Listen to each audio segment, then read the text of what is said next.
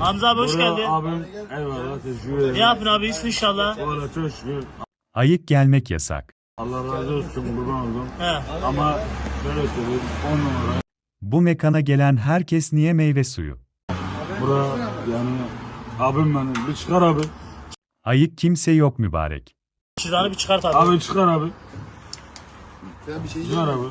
Allah Allah. Abim benim.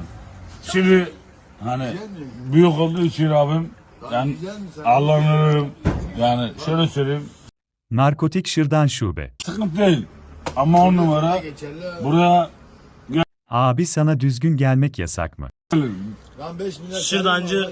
Şırdancı Muzo. Abi benim şırdancı. Abi benim Muzo. Gelin buyurun. Boş olun. Benim abim yani 10 numara bebek gibi yer. Gelin bekliyorum. Bekliyorum. Allah'ına 10 numara bekliyorum kardeş. Allah'ına Oğlum. Oğlum. Yani.